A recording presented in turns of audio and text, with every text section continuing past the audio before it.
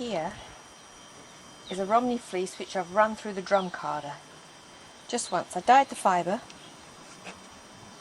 and then put it through the drum carder just once, and that I find is much easier to lash on to the comb than if I take the fibre like it was straight from the dye pot. Okay. So if I try lashing this on, I've got to sort it out first, but once through the drum carder and it's already sorted for me. Mm-hmm. I'm going to try out the Romney, which is a coarser fibre, but I had a question on my website about whether I could using Romney with the superfine. So we're going to try it out. That's right. The lady liked the idea of using the superfine for tippy ends, but she was querying whether if she bought the superfine, whether they would do a Romney fleece. So is this a nice fleece? Well, it's a meat sheep. It wasn't bred for the wool. It was bred for its meat. Mm-hmm. But I don't like to let fleece go to waste. It's nice. It is a nice long fibre. It's be a hard-wearing fibre. Be nice to spin too because it's long.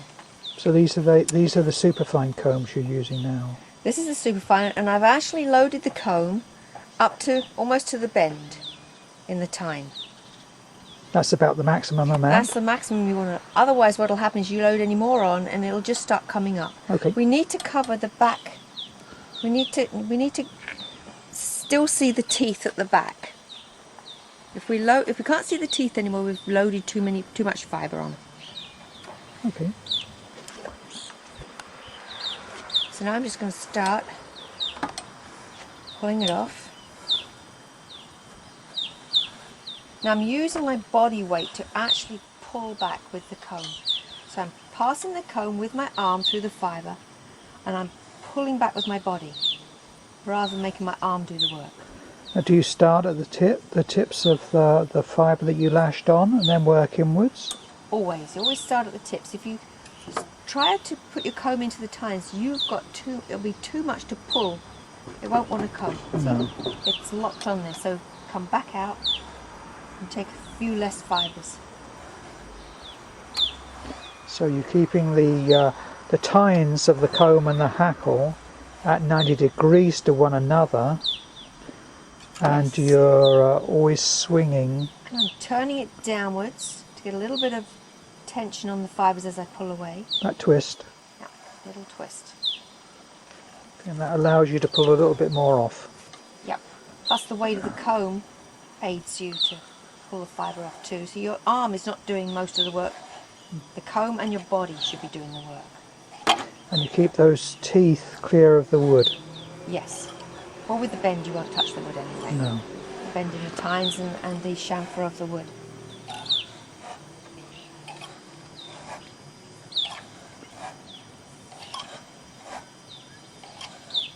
There. I'll just turn the comb around the other way. Again, still at 90 degrees, but just to see if I can get the other side. A few more fibres off of this last side. There. So you enough. took the fibre, the fleece, and then you washed it, and what did you wash it in? I washed it in Almond Hammer with baking powder. That's a washing detergent? Yep, just for your clothes washing.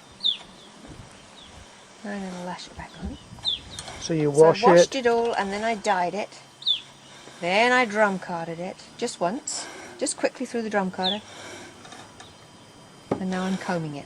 After you've washed it, I mean, what's it like after you've washed it? Is it a matted mess or? No.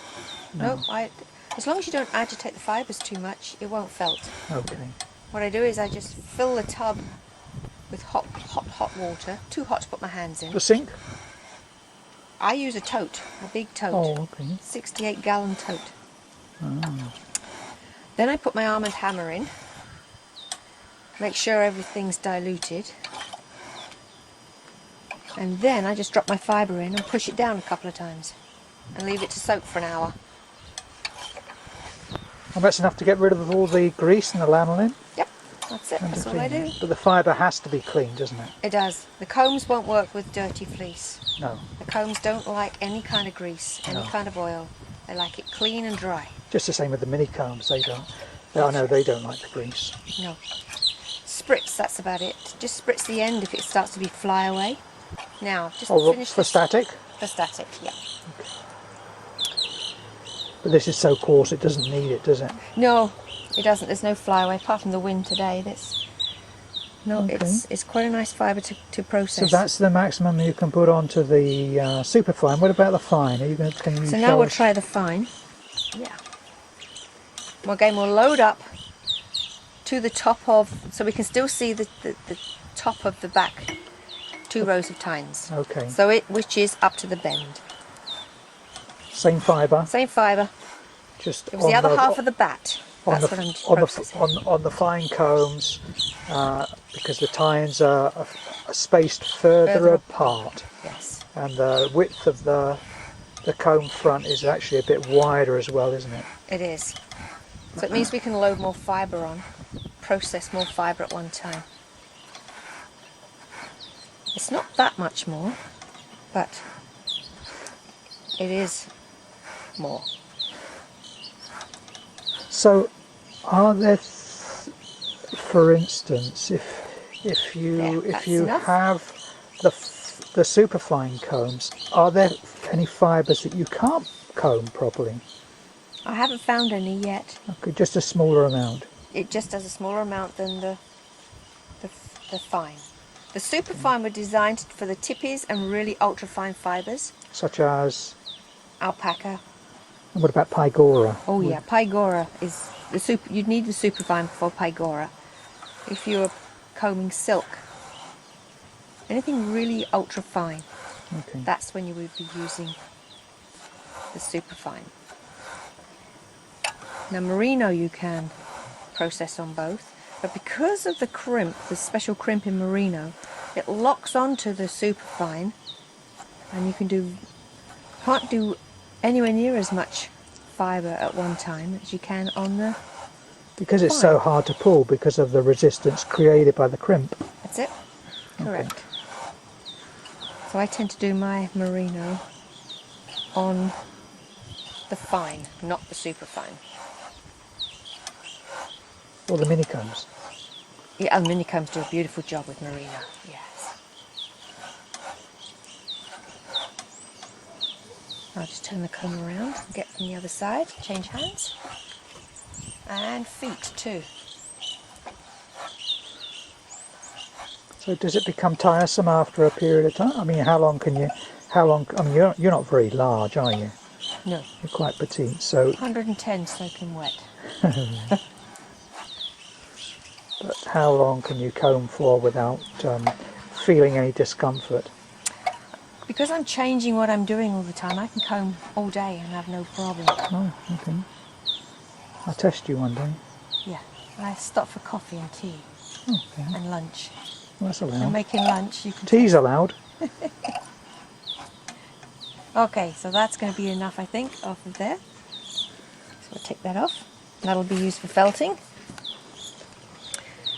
And we've got all of our undesirables in there that we've pulled out. Still quite a bit of fibre. I could comb it with the mini combs if I wanted to take any more of those fibres out, but I'm going to leave it for felting. So now I'm going to lash back on. 90 degrees. 90 degrees, let the comb do the work, and your body, not your arm. So I'm actually dropping the comb in, I'm locking my arm still, and I'm pulling back with my body. I'm actually swinging on my ankles, just backwards and forwards on my ankles. If I'm using my right hand with the comb, then my right foot is in front of the left foot. About You're very ergonomic. 2 feet apart. Well, I like things to be easy. I don't want things to be tiresome on my body either. These are very easy combs to use doing it this way. You don't have to turn the hackle. The hackle is fixed in one place. So it's not like the English style 4-pitch combs where you have to keep turning the comb enabled. You keep manipulating it, don't you, to the position you want to use. That's right. Yeah.